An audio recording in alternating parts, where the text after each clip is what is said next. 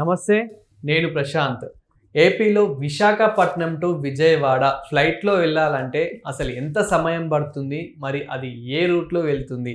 అయితే మధ్యలో హైదరాబాద్ కూడా టచ్ అవుతుంది అని చెప్పేసి కూడా వినిపిస్తూ ఉంది. అసలు ఇది ఎంతవరకు నిజం అండ్ ఎంత సమయం పడుతుంది అనేది అయితే తెలుసుకుందాము. దీని గురించి అయితే మాట్లాడేందుకు ప్రస్తుతం మనతో పాటు సీనియర్ జర్నలిస్ట్ జయదేవ్ గారు ఉన్నారు. నమస్తే అండి. నమస్తే అమ్మా. సార్, విశాఖపట్నం టు విజయవాడ వెళ్ళడానికి నిజానికి ఫ్లైట్లో ఎంత సమయం పడుతుంది? సో అంటే ఇది కొన్ని చాలా వినిపిస్తున్నాయి. దీని అంతటికి ఎందుకులే కార్లో వెళ్ళింది బెస్ట్ అని చెప్పేసి కూడా ఇలా కొంతమంది మాట్లాడుతూ ఉన్నారు. ఇదే క్రమంలో గంటా శ్రీనివాసరావు గారు కూడా ఒక ట్వీట్ చేయడం జరిగింది. సో అసలు ఏంటి ఇది స్టోరీ? యాక్చువల్గా విమానయాన సంస్థల్లో ఎలా ఉంటుందంటే దాన్ని ఏమంటారు, ఇంటర్నేషనల్ ఎయిర్పోర్ట్ కానప్పుడు డొమెస్టిక్ ఎయిర్పోర్ట్స్కి కొన్ని సందర్భాల్లో డైరెక్ట్ కనెక్టివిటీ అనేది ఉండదు. అంటే ఇప్పుడు ఫర్ ఎగ్జాంపుల్ మీరు హైదరాబాద్ తీసుకోండి, హైదరాబాద్ నుంచి వరంగల్ డైరెక్ట్ ఉంటుంది. బట్ అక్కడ చుట్టుపక్కల ఏవైనా ఊర్లకు వెళ్ళాలంటే వరంగల్లో దిగి అక్కడ నుంచి షేర్ ఆటోనో లేదా ఇంకో పల్లె వెలుగు ఏదో తీసుకుని వెళ్ళాలి. అలాగే ఈ విమానయానం కూడా అన్ని దగ్గరలో ఎయిర్పోర్ట్లు ఉండవు కాబట్టి అన్నిటికీ ఆ కనెక్టివిటీ ఉండదు కాబట్టి రెగ్యులర్గా జనాలు ప్రజలు తిరిగే ఫ్రీక్వెన్సీ బట్టి కూడా ఫ్లైట్లు వాళ్ళు వేస్తారు. నాకు తెలిసి విజయవాడ కానీ విశాఖపట్నం కానీ ఎట్లా ఉండేదంటే, అంటే నేను ఒక 20 years బ్యాక్ సిచ్యువేషన్ చెప్తున్నా. ఉదయం ఏమి ఉండేవి కాదు, సాయంత్రం 2 ఫ్లైట్లు ఉండేవి. అది కూడా 1 hour గ్యాప్లో 2 ఉండేవి. సాయంత్రం 4:30 కోటి 5:30 కోటి సంథింగ్ 3:30కి 4:30కో విశాఖపట్నం నుంచి హైదరాబాద్ రావాలంటే. వీళ్ళు విశాఖపట్నం వాళ్ళు ఢిల్లీ ఎక్కడికి వెళ్ళాలన్నా హైదరాబాద్ వచ్చి ఇక్కడ నుంచి వెళ్ళడం అట్లా ఉండేది. బట్ చంద్రబాబు నాయుడు గారు 2014లో బైఫ్రికేట్ అయిన తర్వాత, అతను ముఖ్యమంత్రి అయిన తర్వాత కొన్ని రిక్వెస్ట్ మేరకు ఎన్డీఏ ప్రభుత్వంలో భాగస్వామ్యంగా ఉన్నారు కాబట్టి అప్పట్లో అశోక్ గజపతిరాజు గారు కూడా విమానయాన మంత్రిగా చేశారు కాబట్టి సో మొత్తం మీదగా డైరెక్ట్గా విశాఖపట్నం నుంచి ఢిల్లీకి, అంటే డైరెక్ట్గా లేకపోయినా కనెక్టివిటీ అనమాట. విశాఖపట్నం నుంచి హైదరాబాద్ నుంచి ఢిల్లీ వెళ్ళేలాగా అట్లా ఉండేవి. సో ఇప్పుడు గంటా గారు పెట్టిన కామెంట్ ఎక్స్లో పోస్ట్ చేసింది ఏంటంటే, ఎట్లా ప్రాబ్లం అవుతుంది, ఏదైతే పొద్దున్న ఫ్లైట్స్ ఉన్నాయో దానికి మేము బయట వెళ్ళి వచ్చిన తర్వాత ఢిల్లీ నుంచో ముంబై నుంచో వైజాగ్ వస్తే, అంటే ఇప్పుడు విశాఖపట్నం అంతర్జాతీయ విమానాశ్రయం అయింది. అండ్ మోర్ ఓవర్ ఆ క్రెడిట్ చంద్రబాబు నాయుడు గారి హయాంలోనే జరిగింది. అప్పుడు ఇక్కడ నుంచి కనెక్టెడ్ ఫ్లైట్స్ వేసినప్పటికీ కూడా విశాఖపట్నం నుంచి అండమాన్కి లేదా అది మన ఇండియాలోకి వచ్చినా కానీ విశాఖపట్నం సింగపూర్ అంటే వయా చెన్నై మీదుగా వెళ్ళడం, మలేషియాకి అలా వెళ్ళడం, అలాంటి కొన్ని ఫ్లైట్స్ అయితే వేశారు. కనెక్టెడ్ అయినా పర్వాలేదు. అసలు బొత్తిగా లేకుండా కన్నా ఇంతకుముందు రోజుకి 2 తిరిగే వాటికి ఇప్పుడు కనీసం ఒక 7 నుంచి ఒక 10 వరకు ఫ్లైట్లు తిరుగుతూనే ఉన్నాయి. సో ఇట్లాగా కనెక్టివిటీ ఇవ్వడం వల్ల పొద్దున్న ఫ్లైట్లు ఏవో కొన్ని క్యాన్సిల్ చేశారంట. సో ఇవాళ మాజీ మంత్రి గంటా గారు ఏదైతే ఆయన విశాఖపట్నంలో తిరిగి విజయవాడ అమరావతికి రావాలనుకున్న నేపథ్యంలో అక్కడి నుంచి కనెక్టెడ్ ఫ్లైట్ హైదరాబాద్కి వచ్చారు. హైదరాబాద్ నుంచి మళ్ళీ విజయవాడ రావాల్సి వచ్చింది. సో ఒకసారి టేక్ ఆఫ్ అయ్యి ల్యాండ్ అవ్వాలంటే కనీసం ఒక 45 minutes 1 hour పడుతుంది ఫ్లైట్. సో విశాఖపట్నంలో టేక్ ఆఫ్ అయ్యి హైదరాబాద్ ల్యాండ్ అవ్వడం, మళ్ళీ హైదరాబాద్ నుంచి మళ్ళీ అదే ఫ్లైట్ కంటిన్యూ అయినా కానీ మళ్ళీ దిగి మళ్ళీ వెయిట్ చేసి ఇంకో ఫ్లైట్ కనెక్ట్ అవ్వడం, ఇవన్నీ కూడా జరుగుతుంటాయి. వీటన్నిటికీ సింపుల్గా మీరు అన్నట్టు ఎందుకురా బాబు విశాఖపట్నం టు విజయవాడ తిప్పకూడదు, 350 kilometers అంత ఉంది, గట్టిగా కొడితే ఒక 3-4 hours బై రోడ్ వెళ్ళిపోవచ్చు.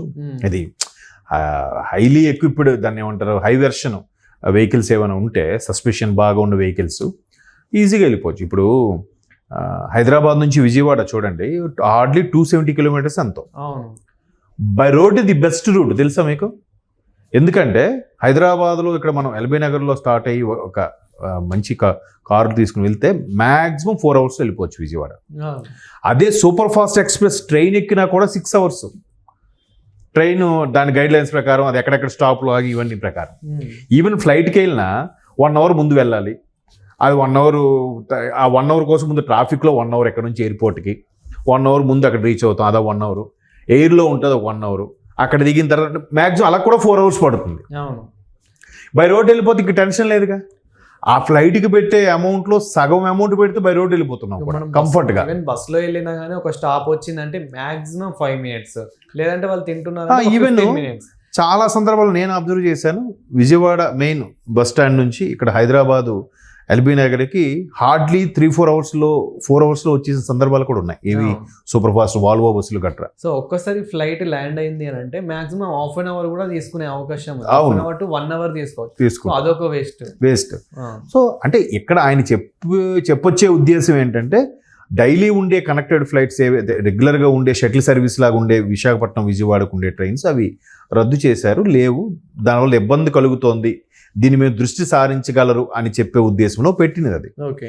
కానీ వాళ్ళు కూడా ఫ్రీక్వెంట్గా ఉన్నాయనుకోండి ఫ్లైట్స్ వేస్తూ ఉంటారు. నేను రీసెంట్గా ఒక దగ్గరికి వెళ్ళేటప్పుడు చూశాను, ఏదేదో అంటే లాస్ట్ టైం ఇప్పుడు అమృత్సర్ వెళ్తే అక్కడ కూడా గురు గోపాల్ దాస్ సంథింగ్ ఏదో గురు గోవింద్ దాస్ అని సంథింగ్, అది ఇంటర్నేషనల్ ఎయిర్పోర్టే, బట్ అది ఖాళీగా ఉంది. పేరుకి ఇంటర్నేషనల్ ఎయిర్పోర్ట్ అయినా కానీ ఇప్పుడు విశాఖపట్నం కూడా ఇంటర్నేషనల్ ఎయిర్పోర్ట్ చేశారు. ఇప్పుడు ఆల్రెడీ ఉన్నది కాకుండా భోగాపురంలో ఇంటర్నేషనల్ ఎయిర్పోర్ట్ కన్స్ట్రక్షన్ స్టార్ట్ అయింది. దానికి కూటమి ప్రభుత్వం నామకరణం కూడా చేసేసింది, అల్లూరి సీతారామరాజు ఇంటర్నేషనల్ ఎయిర్పోర్ట్ అని. సో అయితే ఇప్పుడు ఎందుకు చెప్తున్నానంటే అన్ని ఇంటర్నేషనల్ ఎయిర్పోర్ట్లు ఒకలాగా ఉండే, అదే హైదరాబాదు ముంబై అవి చూస్తే ఏదో మన బస్ స్టాండ్లో ఎలా ఉంటుంది, ఒక బస్సు తర్వాత ఒక బస్సు, అలాగే ఫ్లైట్ తర్వాత వెనుక ఫ్లైటు, రకరకాలుగా రన్వేలో ఒకటి రెడీగా మూవ్ అయ్యి రన్వే వెళ్తుంటే ఇంకోటి రెడీగా ఉంటుంది వచ్చి స్లోగా, అట్లా వాడు బస్సు తీసుకొచ్చినట్టు ఇలా పెడతాడు ఆ ఫ్లైట్ని, వీడు వెనక ఇంకోటి ఉంటుంది, వీడు ఒక్కసారి టేక్ అవ్వ మళ్ళీ వీడు రన్నింగ్ వస్తాడు, అట్లా 1 by బిజీగా డే అండ్ నైట్ నడుస్తూనే ఉంటుంది. ఇప్పుడు అదే విశాఖపట్నము లేదా నేను అమృత్సర్ చూశాను కదా, ఎప్పుడో ఉదయం ఒక 2-3, సాయంత్రం ఒక 2-3 అంతే. ఒకవేళ ఆ రాష్ట్రం నుంచి దగ్గరలో ఎక్కువగా ఆ రాష్ట్రం వాళ్ళు ఏ దేశంలో అయితే ఉన్నారో ఆ దేశానికి వాళ్ళు రిక్వెస్ట్ చేసుకొని ఒక సింగపూర్కో లేదా దుబాయ్కో మలేషియాకో ఫ్లైట్ వేసుకున్నప్పుడు ఆ పర్టికులర్ వీళ్ళు ఎక్కడి నుంచి ఎక్కువగా ఫ్రీక్వెంట్గా ఈ రాష్ట్రం వాళ్ళు వెళ్తున్నారు అనే ఐడియా వస్తే వాళ్ళు డైరెక్ట్గా వేయరు. ఇప్పుడు విశాఖపట్నం నుంచి కూడా సింగపూర్ వాటికి ఉన్నాయి, బట్ విశాఖ టు చెన్నై నుంచి మళ్ళీ వెళ్తుంది. ఈవెన్ చాలా ఫ్లైట్స్ కూడా డైరెక్ట్గా యూఎస్ కూడా ఉండవు. ఇప్పుడు ముంబైలో కానీ హైదరాబాద్లో టేక్ ఆఫ్ అయితే మళ్ళీ దుబాయ్లో బ్రేక్ ఉంటుంది, మళ్ళీ దుబాయ్లో ఒక 2-3 hours అయిన తర్వాత మళ్ళీ అక్కడ నుంచి న్యూయార్క్, కాలిఫోర్నియా అటువైపు వెళ్తూ ఉంటాయి డిఫరెంట్ స్టేట్స్కి. చాలా మ్యాక్సిమం అంటే మనకి మ్యాప్లో కూడా చూసుకుంటే ఇక్కడ సౌత్ ఏషియా నుంచి సెంటర్లో ఆఫ్రికన్ కంట్రీస్ పైన ఉంటుంది, అరబ్ కంట్రీస్ ఇవన్నీ కూడా అక్కడ మళ్ళీ ల్యాండ్ అయ్యి మళ్ళీ అటు నుంచి నార్త్ అమెరికాకి టేక్ ఆఫ్ అవుతుంటుంది. అంటే వాళ్ళు కూడా ఒకేసారి అంత సరిపడ ఇంధనం లేకపోవచ్చు, లేదా ప్రయాణికులు కూడా కంటిన్యూస్గా ఇబ్బంది పడతారు కాబట్టి ఒక ఆల్మోస్ట్ ఆల్ 16-17 hours జర్నీ ఉంటుంది కాబట్టి యూఎస్కి వాటికి వెళ్ళడానికి మధ్యలో బ్రేక్ ఇస్తే వాళ్ళకి కంఫర్ట్గా ఉంటుంది అనే ఉద్దేశంలో చేస్తారు, రకరకాలుగా ఉంటాయి. సో మెయిన్ ఏంటంటే వాళ్ళకి ఇప్పుడు మీరు అబ్జర్వ్ చేయండి, చాలా పల్లెటూళ్ళకి అరే లాస్ట్ బస్సు 9 గంటలకి వెళ్ళిపోవాలరా అని అనుకుంటాడు, దాని తర్వాత ఏముండదని. ఇంకా కొన్ని రోజులు అయ్యాక అది కూడా ఉండదు, అరే 9 గంటల బస్సు ఉండేదిరా ఇప్పుడు తీసేసాడు అంటే దాన్ని ఎవడు యూజ్ చేయట్లేదు. దాన్ని ఉపయోగించుకుంటే ఆ బస్సుని వాడు కంటిన్యూ చేస్తారు సర్వీస్. వీళ్ళు ఏం చేస్తున్నారు, ఓన్ వెహికల్స్, కొంతమంది షేర్ ఆటోలకు వెళ్ళిపోవడం వల్ల బస్సు వాడు ఊరికే ఖాళీగా వచ్చి వెళ్ళిపోయి ఒకరిద్దరి కోసం తిప్పలేడుగా. సో అలాంటి సందర్భంలో ఆ బస్సుని క్యాన్సిల్ చేస్తారు. అట్ ద సేమ్ టైం ఫ్లైట్కి సంబంధించి కూడా అలాగే అది ఇంకా ఇంధనం ఖర్చుకి ఎంత ఎక్కువ కాస్ట్ అవుతుందో, వాడికి 100కి 90 రూపాయలు అన్ని ఎక్స్పెండిచర్ పోతే వాడు మిగిలేది ₹2 మిగిలితే వాడు ఎందుకు బిజినెస్ చేస్తాడు? 10 రూపాయలు కూడా మిగలకపోతే బిజినెస్ చేయలేడు కదా. కాబట్టి అట్లా డైలీ మార్నింగ్ అవర్స్లో ఉన్న ఫ్లైట్లు క్యాన్సిల్ చేశారు. అది కొంచెం ఇబ్బందికరంగా ఉన్న ఉద్దేశంలో గంటా శ్రీనివాస్ గారు ఎట్లా ఎక్స్ప్రెస్ చేశారు చూద్దాం. మరి కూటమి ప్రభుత్వం దీని మీద కొద్దిగా అంటే విజయవాడకి వైజాగ్కి లేకపోయినా పర్వాలేదు కూడా నన్ను అడిగితే. ఎక్కువ ఫ్రీక్వెంట్గా మీరు అన్నట్టు బై రోడ్ వెళ్ళిపోతే త్వరగా వెళ్ళిపోతారు. ఎందుకంటే జస్ట్ విశాఖ నుంచి విజయవాడకి వెళ్ళాలంటే హార్డ్లీ 350 km ఎంత ఉంది, అది 4 hours 5 hours అంటే ఫాస్ట్గా వెళ్ళి పెద్ద పెద్ద కార్లు, ఫార్చ్యూనర్ లాంటి కార్లు అయితే ఈజీగా వెళ్ళిపోవచ్చు. సో దాన్ని ఈ విధంగా అతనికి కలిగిన అసహనాన్ని ఈ విధంగా ఎక్స్ప్రెస్ చేసి ఉండొచ్చు అని నేను అనుకుంటున్నాను. అంతే. Thank you sir.